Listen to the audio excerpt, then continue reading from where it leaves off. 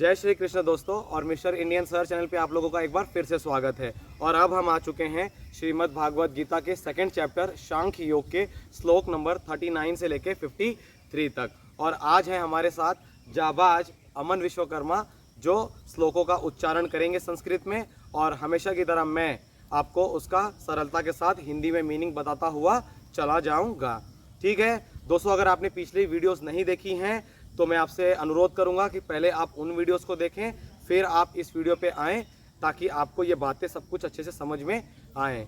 Okay, फिर भी मैं आपको थोड़ी सी अगर हिंट देना चाहूँ इसके पहले क्या हुआ है, तो महाभारत के युद्ध शुरू होने से पहले अर्जुन ने अब कौरव सेना से युद्ध करने से विचलित होने लगा और उसने अपने हथियार डाल दिए हैं। और अब भगवान श्री कृष्ण अर्जुन को समझा रहे हैं कि उसे युद्ध करना क्यों ज़रूरी है।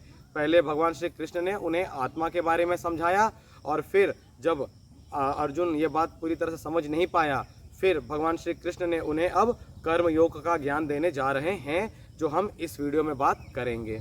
सो आइए दोस्तों, शुरुआत करते हैं श्रीमद् भागवत गीता की। और हम आ चुके हैं श्लोक नंबर 39 पे, सेकेंड चैप्टर सांख्य योग के। प्लीज़ अमन बेटा। ऐसा ते भीता सांख्य बुद्धि योर्गे तिमाम श्रुडु बुद्ध्या युक्तो यया पार्थ कर्म बंधनम प्रहास्यसि। यहाँ पर भगवान श्री कृष्ण अर्जुन से कह रहे हैं, हे पार्थ, यह बुद्धि तेरे लिए ज्ञान योग के विषय में कही गई, और अब तू इसको कर्म योग के विषय में सुन। जिस बुद्धि युक्त हुआ तू कर्मों के बंधन को भलीभांति त्याग देना, यानी सर्वथा नष्ट कर डालेगा। यहाँ पर भगवान श्री कृष्ण अर्जुन से कह रहे हैं कि जिस ज्ञान का इस्तेमाल कर कर वह इस युद्ध से भागने की कोशिश कर रहा है, वही ज्ञान इसे सब कुछ नष्ट करवा देगा। यानी अगर आप ये युद्ध नहीं लड़ोगे, आपको लग रहा है कि आप बहुत ही ज्ञानवान हो, और उस ज्ञान का इस्तेमाल करके कि अरे मैं अपने दादा को कैसे मारूंगा, अपने गुरु को कैसे मारूंगा, ऐसी बातों का इस्तेमाल करके जो आप युद्ध से भागने की कोशिश कर रहे हो, ये सारी चीज़ों को नष्ट कर देगा, और एक अधर्मी व्यक्ति वहाँ कौरव और दुर्योधन ये लोग युद्ध जीत जाएंगे। तो यहाँ पर भगवान श्री कृष्ण अब उन्हें कर्म के बारे में समझाने की कोशिश करेंगे। ठीक है, तो आइए देखते हैं श्लोक नंबर 40 में क्या है।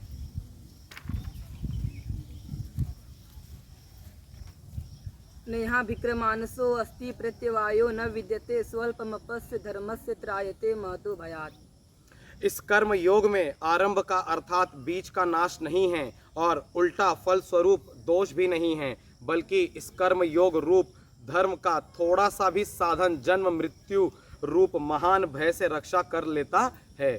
यहाँ पर भगवान श्री कृष्ण अर्जुन से कह रहे हैं कि जो कर्म योग है, जो हमारे कर्मों का जो हमें ज्ञान होना चाहिए, निर्वाहन होना चाहिए, अगर उसका हमें थोड़ा सा भी ढंग से ज्ञान हो जाए तो हम जन्म और मृत्यु के इस महान भय से बाहर आ सकते हैं। क्योंकि अर्जुन वहाँ पर यह सोच रहा है कि जब वह तीर चलाएगा तो वहाँ पर जो मृत्यु होगी वो उसके दादा की होगी, और उसके गुरुजन की होगी, उसके मित्रों की होगी। तो इस भय में वो बंधा हुआ है कि वह उन्हें मारने जा रहा है। परंतु भगवान श्री कृष्ण उन्हें सरलता से कहना चाह रहे हैं कि हे अर्जुन, यह आपका कर्म है, यही आपका कर्तव्य है, और अगर आप अपने कर्म पथ पर चलोगे तो आप इस जीवन और मृत्यु के भय से बाहर आ सकोगे। ठीक है, आइए देखते हैं श्लोक नंबर 41 में क्या है। व्यवसायत्मिका बुद्धि रेखे कुरु नंदन बहुशाखा है नंताश्य बुद्धियो व्यवसायी नाम। हे अर्जुन, इस कर्म योग में निश्चयात्मक बुद्धि एक ही होती है, किंतु अस्थिर विचार वाले विवेकहीन सकाम मनुष्यों की बुद्धियां निश्चय ही बहुत भेदों वाली और अनंत होती हैं। यहाँ पर भगवान श्री कृष्ण अर्जुन से कह रहे हैं कि अगर आप एक निश्चय रूपी धारण अपनी मानसिकता में बना लें कि आपको यह युद्ध लड़ना है, यानी वो उस निश्चयता की बात कर रहे हैं। और अगर कोई व्यक्ति यह कोई भी बात निश्चित कर लेता है तो उसकी बुद्धि एक ही, यानी उसके दिमाग में एक ही विचार चल रहे हैं, और वह अपने कर्मों के प्रति अग्रसर हो जाएगा।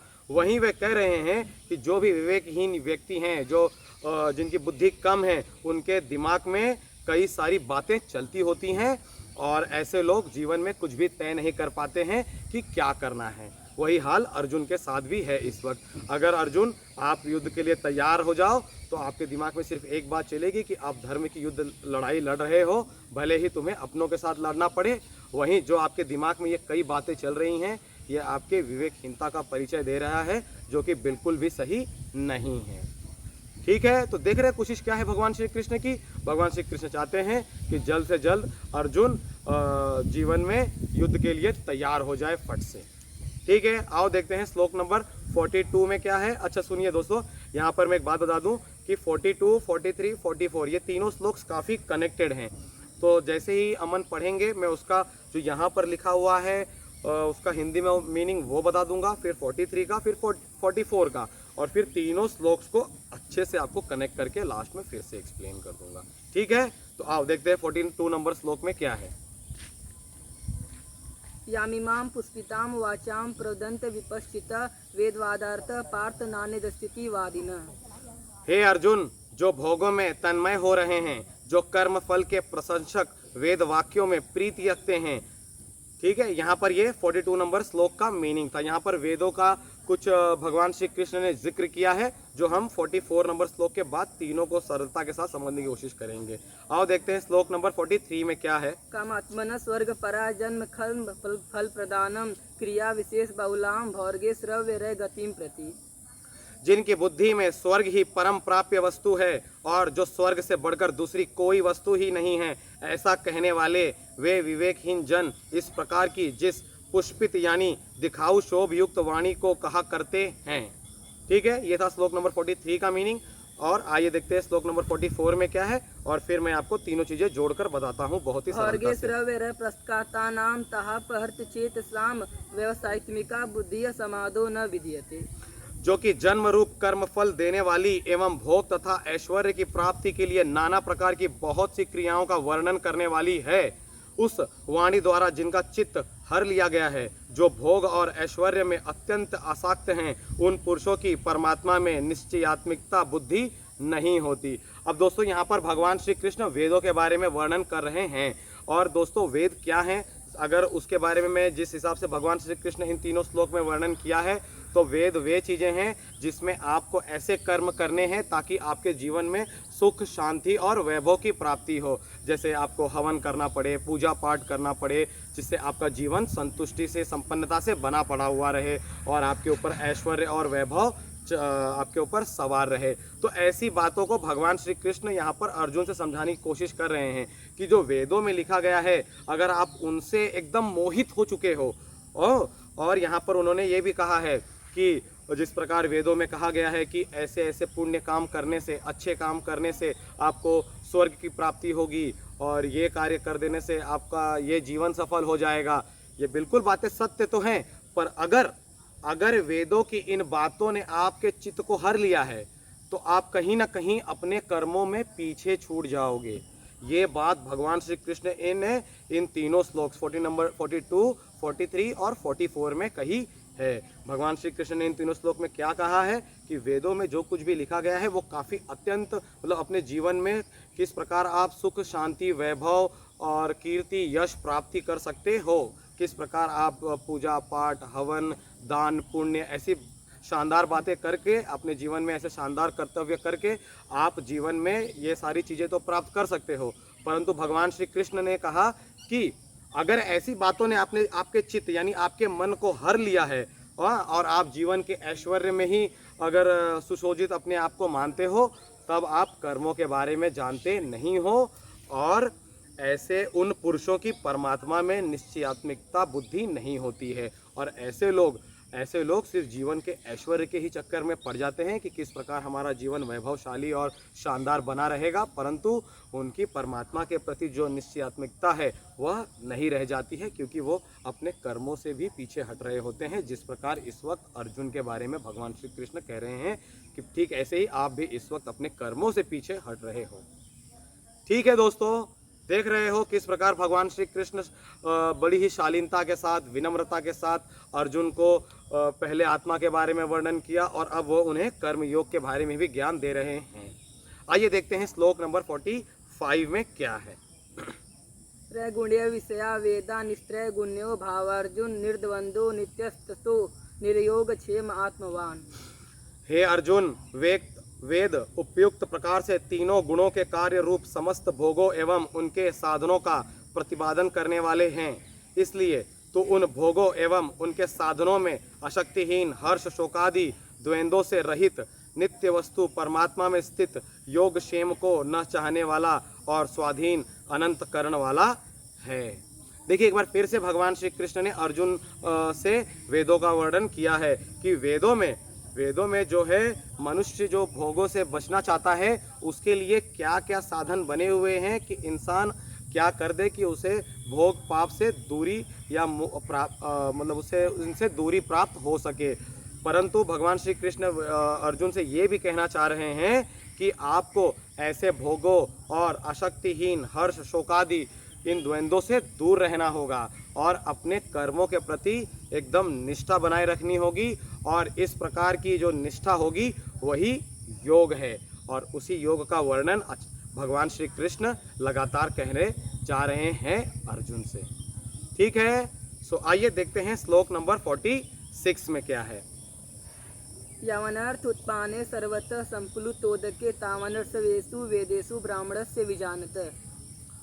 सब ओर से परिपूर्ण जलाशय के प्राप्त हो जाने पर छोटे जलाशय में मनुष्य का जितना प्रयोजन रहता है, ब्रह्मा को तत्वों से जानने वाले ब्राह्मण का समस्त वेदों में उतना ही प्रयोजन रह जाता है। यहाँ पर दोस्तों भगवान श्री कृष्ण अर्जुन से एक मिसाल दे रहे हैं कि कह रहे हैं कि जो छोटा जलाशय होता है जहाँ पे कम पानी होता है, हाँ, तो वहाँ पे हमें अपने तरह तरह की चीज़ों को अपने जीवन के अलग अलग जो साधनों को पूर्ण करने के लिए हमें उसमें से कई बार पानी का प्रयोजन करना पड़ता है।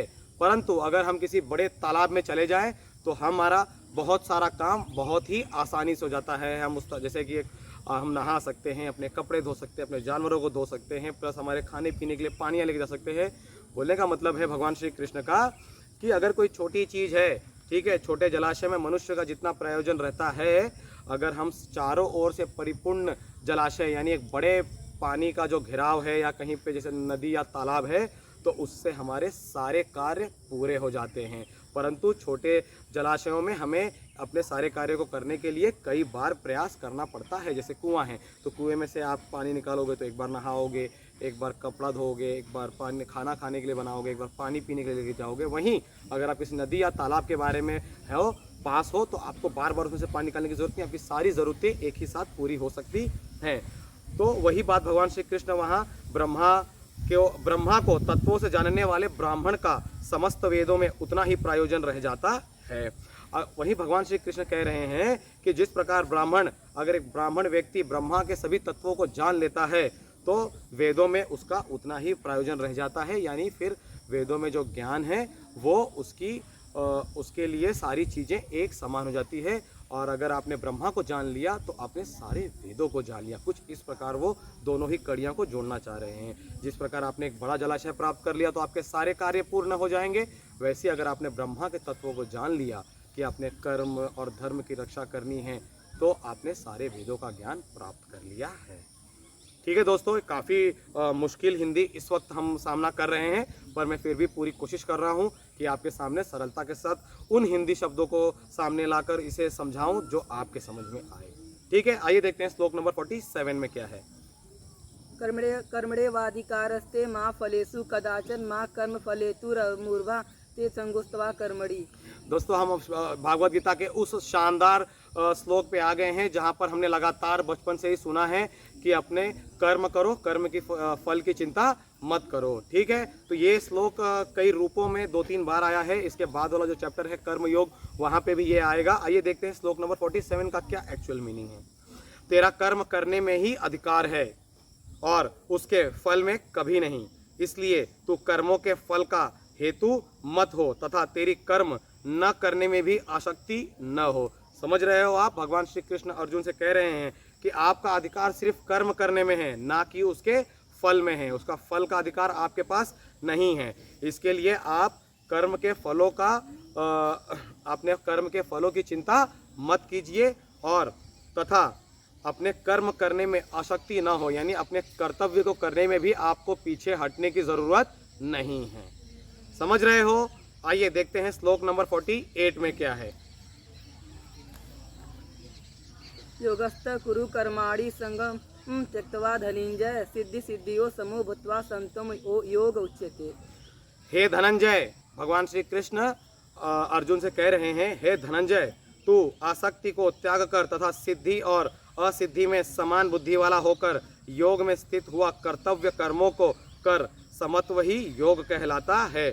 यहाँ पर देखिए एक बार फिर से भगवान श्री कृष्ण अर्जुन से कर्मों का वर्णन कर रहे हैं। वे कह रहे हैं तू आसक्ति को त्याग कर, यानी जिस प्रकार आपके अंदर ये जो आप शक्तिवान व्यक्ति हो, लेकिन आपके अंदर जो इस वक्त आसक्ति आई हुई है, आप घबरा रहे हो, अपने ही लोगों को त्याग कर, अपने ही लोगों को सामने देख कर, आपके अंदर जो कमज़ोरी सी जो ये फीलिंग आई है, महसूसपन आया है, उसको त्याग कर तथा सिद्धि और असिद्धि में समान बुद्धि वाला होकर, यानी आप सिद्धि और असिद्धि यानी जो कुछ भी होगा और जो कुछ भी नहीं होगा, ठीक है, जो भी आपका कर्म है उसका क्या फल होगा, अच्छा होगा बुरा होगा, ऐसा समान बुद्धि वाला, यानी आपके लिए दोनों ही बातें बराबर होनी चाहिए, ऐसा विचार रखने वाला होकर योग में स्थित हुआ। योग यानी अपने कर्तव्य का पालन करता हुआ व्यक्ति जैसा प्रतीत होता हुआ अपने कर्तव्य कर्मों को कर, समत्व ही योग कहलाता है।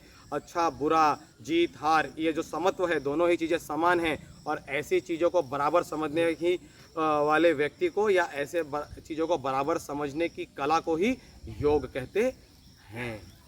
ठीक है, तो यहाँ पर भगवान श्री कृष्ण अर्जुन से कर्मों को लेकर काफ़ी विस्तार से चर्चा करते जा रहे हैं और आइए देखते हैं श्लोक नंबर 49 में उन्होंने अर्जुन से क्या कहा। दुरेढ़ है वरम कर्म बुद्धियोगा धनिंजय बुद्धो शरणम मन्नवीच कृपाण फलित्व।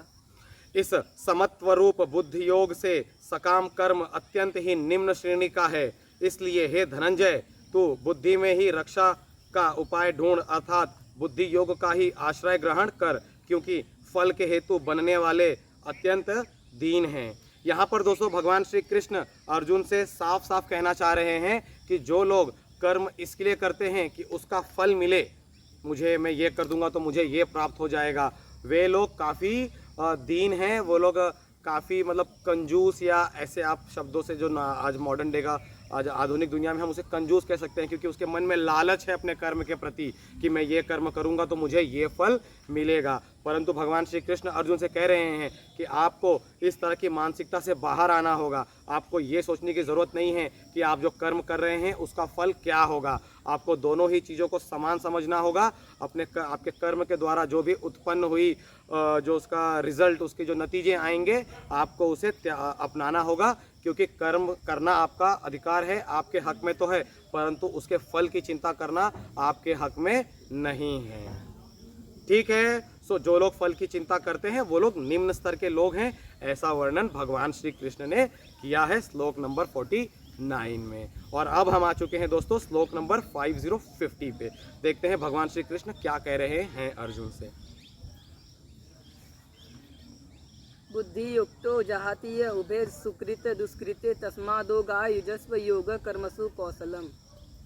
समबुद्धि युक्त पुरुष पुण्य और पाप दोनों को इसी लोक में त्याग देता है। समझ रहे हो, जिसका व्यक्तित्व एक समानता की ओर है, जिसके लिए जीत हार, अच्छाई बुराई और अपने कर्मों के बाद जो भी फल के नतीजे आएंगे, अच्छा या बुरा, वो जिनके लिए सम है, यानी समबुद्धि युक्त पुरुष पुण्य और पाप दोनों को इसी लोक में त्याग देता है और है, अर्थात उनसे मुक्त हो जाता है। उसे पुण्य और पाप की अब चिंता नहीं रह जाती है। जिस प्रकार आपके मन में चिंता उठ रही है अपने चाचा ताऊ, अपने मित्रों को मारने की, ऐसी चिंता समबुद्धि युक्त लोगों के मन में नहीं होती है। इससे तू समत्व रूप योग में लग जा। यह समत्व रूप योग ही कर्मों में कुशलता है, अर्थात कर्म बंधन से छूटने का उपाय है। बार बार देखिए भगवान श्री कृष्ण समत्वा पे जोर दे रहे हैं। उनके लिए उनके कहने का मतलब है कि दो जो विरोधात्मक दो चीज़ें हैं, वो दोनों को अगर आपने समान समझ लिया, सुख और दुख को समान समझ लिया, जीत और हार को समान समझ लिया, जीवन और मृत्यु को अगर आपने समान समझ लिया, तो आप समत्वा योग को प्राप्त कर चुके रहेंगे। और जो व्यक्ति ऐसे समवक्त रूप योग को प्राप्त कर लेता है, वह कर्मों में कुशलता प्राप्त करता है और कर्म बंधन से छुटकारा पा जाता है। अब उसे अपने कर्मों की चिंता करने में कोई भी दिक्कत नहीं होती है, उसके लिए सारी चीज़ें ही एक समान हैं। ठीक है, आइए देखते हैं श्लोक नंबर 51 में क्या है। कर्मजम बुद्धि युक्ता ही फलम त्यक्त्वा मनीषिण जन्म बंध विनिर्मुक्ता पदम गच्छन्त नामयम। क्योंकि समबुद्धि से युक्त ज्ञानी जन कर्मों से उत्पन्न होने वाले फल को त्याग कर जन्म रूप बंधन से मुक्त हो निर्विकार परम पद को प्राप्त हो जाते हैं। दोस्तों यहाँ पर भगवान श्री कृष्ण अर्जुन से कह रहे हैं कि जो व्यक्ति जिनकी बुद्धि समान युक्त हो चुकी है, संवक्त हो चुकी है, वे कर्मों से उत्पन्न वाले फल को त्याग कर जन्म रूप बंधन से मुक्त हो निर्विकार परम पद को प्राप्त हो जाते हैं। वे अपना कर्म करते जाते हैं, उन्हें अपने कर्मों के फल की चिंता नहीं होती है और वे जन्म रूप बंधन से मुक्त होकर निर्विकार परम पद को प्राप्त हो जाते हैं और उनका जीवन एक शालीनता के साथ बीतते हुए मोक्ष को प्राप्त हो जाता है, क्योंकि उन्हें अपने जीवन में अपने कर्मों के फल की चिंता नहीं थी, बल्कि वे अपने कर्म करते चले गए। ऐसे शानदार व्यक्तियों के बारे में भगवान श्री कृष्ण बताना चाह रहे हैं अर्जुन से। ठीक है दोस्तों, आ चुके हैं हम लोग श्लोक नंबर 52 पे। आइए देखते क्या कहा है भगवान श्री कृष्ण ने अर्जुन से कर्मों के बारे में श्लोक नंबर 52 में। यदा ते मोहकलीलं बुद्धि व्यवर्तितरिष्यति तदा गन्तासि निर्वेदं श्रुतवस्य श्रुतस्य च। जिस काल में तेरी बुद्धि मोह रूप दलदल को भलीभांति पार कर जाएगी, उस समय तू सुने हुए और सुनने में आने वाले इस लोक और परलोक संबंधी सभी भोगों से वैराग्य को प्राप्त हो जाएगा। कितनी शालीनता के साथ भगवान श्री कृष्ण ने ये बात कही है, मुझे तो बड़ा पसंद आया गाइस। श्लोक नंबर 52 का जो भी मीनिंग है, देखिए क्या कह रहे हैं। जिस काल में तेरी बुद्धि, जिस वक्त आपकी बुद्धि इस मोह रूपी दलदल, अपने कर्मों के जो फल की चिंता है, इस दलदल से, इस मोह रूपी दलदल से अगर आप बाहर आ गए, उस समय सुने हुए या सुनने में आने वाले इस लोक और परलोक संबंधी, यानी जो कुछ भी आपने इस लोक पृथ्वी लोक के बारे में सुना है या परलोक के बारे में, स्वर्ग लोक या नरक लोक के बारे में जो कुछ भी आपने सुना है, अगर आप अपने इस बुद्धि का इस्तेमाल करके अपने कर्मों के फलों की चिंता से अगर आप बाहर आ गए, तो आप उस समय जो कुछ भी आपने बातें सुनी हैं पृथ्वी लोक और परलोक के बारे में, इन सभी भोगों से, जो कुछ भी आपने सुना है कि अगर मैं यहाँ पे गलत कर्तव्य करूँगा तो मुझे परलोक में भोग दंड प्राप्त होगा, आप ऐसी सारी चीज़ों से वैराग्य प्राप्त हो जाओगे। आप इन सारी चीज़ों से आपका बंधन टूट जाएगा, आपका मन आपके कर्मों के प्रति हमेशा लगा हुआ रह जाएगा। ठीक है दोस्तों, सो आइए अब हम आ चुके हैं श्लोक नंबर 53 पे, जो हमारे इस वीडियो का आखिरी श्लोक है। और अभी चैप्टर 2 में और 2 वीडियोस हमारे आएंगे और उनमें हम देखेंगे कि आगे भगवान श्री कृष्ण ने क्या कहा है। पर आइए देखते हैं सबसे पहले कि श्लोक नंबर 53 में क्या कहा है भगवान श्री कृष्ण ने अर्जुन से। श्रुति विप्रतिपन्ना ते यदा स्थास्यति निश्चला समाधाव चला बुद्धि सदा योगम वापस्यति। भांति भांति के वचनों को सुनने से विचलित हुई तेरी बुद्धि जब परमात्मा में अचल और स्थिर ठहर जाएगी, तब तू योग को प्राप्त हो जाएगा, अर्थात तेरा परमात्मा से नित्य संयोग हो जाएगा। यहाँ पर भगवान श्री कृष्ण अर्जुन से कह रहे हैं कि जो कुछ भी भांति भांति वचनों को जो सुना है आपने, अपने दुनिया भर की बातें सुनी हैं, अगर आप इनसे, जिनसे आपका मन इस वक्त विचलित हो जा रहा है, क्यों? क्योंकि आपने सुना है कि भाई मैं अपने ही लोगों को कैसे मारूं, पर आपका ध्यान इस तरफ नहीं है कि वो आपके अपने नहीं है, बल्कि इस वक्त अधर्मी दुर्योधन के साथ खड़े हुए हैं। ऐसा कुछ मिसाल भगवान श्री कृष्ण अंदर से अर्जुन को देने की कोशिश कर रहे हैं। और वो कह रहे हैं कि भांति भांति के वचनों के सुनने से विचलित हुई तेरी बुद्धि, जिस दिन आपका मन, जिस दिन आपके दिमाग से ये सारी बातें जो आपने दुनिया में आज तक पैदा होने के बाद सुनी हैं, इससे जिस दिन आप दूर हट जाओगे और परमात्मा के अचल और स्थिर ठहर जाएगी, यानी परमात्मा में ही आप अचल, यानी आप हिलने वाले नहीं हो और स्थिर हो, आप परमात्मा में ही पूरी तरह से अगर लीन हो जाओगे, तब तो योग का प्राप्त हो जाएगा। तब आपके मन में योग, यानी आपके अंदर वो शानदार व्यक्तित्व उत्पन्न हो जाएगा जिसमें आप अपने कर्मों के प्रति पूरी तरह से संचालित रहोगे, अर्थात तेरा परमात्मा से नित्य संयोग हो जाएगा और तब जाके आप परमात्मा से मिल जाओगे। ठीक है दोस्तों, सो गाइस, ये था हमारे सब कुछ कर्म योग के बारे में जो भगवान श्री कृष्ण ने चैप्टर नंबर 2 सांख्य योग में बताया गया है। मैं आपसे एक बार फिर से बता दूं कि कर्म योग का एक पूरा ही चैप्टर है जो चैप्टर नंबर 3 है। उसमें भगवान श्री कृष्ण कर्म को लेकर और भांति भांति बातें अर्जुन से बताने की कोशिश कर रहे हैं। समझ रहे हो आप? यहाँ पर भगवान श्री कृष्ण ने एक कड़ी रखी थी अर्जुन के सामने, जिसमें उन्होंने जीवन रूपी धारणा को पहले बताया, जिसमें आत्मा और जीव के बारे में वर्णन किया, और फिर धीरे धीरे उन्हें ये बताया गया कि आप जो ये जीवात्मा मिली है ये कर्मों के लिए है, संवत्त कर्मों के लिए है, जिसमें आपके लिए जीत हार एक समान हो, जीवन और मृत्यु एक समान हो। ऐसी बातों को समानता से नज़र से देखने के लिए कहा गया है। कह रहे हैं भगवान श्री कृष्ण। वहीं कुछ वेदों के बारे में भी वर्णन किया है और वेदों में जिस सुख सौभाग्य की प्राप्ति के लिए तरह तरह के कर्मों का वर्णन वहाँ पे किया गया है। अगर आप उन्हीं चीज़ों तक लिमिटेड हैं, अगर आपको उन चीज़ों ने आपके मन को हर लिया है, तो आपको इस बात को समझना होगा कि इसके आगे भी कुछ कर्म हैं जो आपको इस धरती पे करना है। सिर्फ स्वर्ग की प्राप्ति के लिए कर्म करना ही आपका कर्तव्य नहीं है, बल्कि आपके जीवन में यश और वैभव के अलावा जो आपके और मुख्य कर्म हैं वो भी आपको करने की बहुत ज़्यादा आवश्यकता है। ठीक है दोस्तों, सो आइए अगली वीडियो में मिलेंगे हम, जिसमें हम श्लोक नंबर 54 से लेकर 63 तक बात करेंगे। और अगर गाइस आपको वीडियो पसंद आई हो तो प्लीज़ इसको आगे भी शेयर करें, ताकि सनातन धर्म आगे और अच्छे लोगों तक पहुंच सके, इस महान ज्ञान का विस्तार हो सके और बहुत सारे लोगों तक ये सब कुछ पहुंच सके। ठीक है, तब तक के लिए जय श्री कृष्ण, जय हिंद, जय भारत।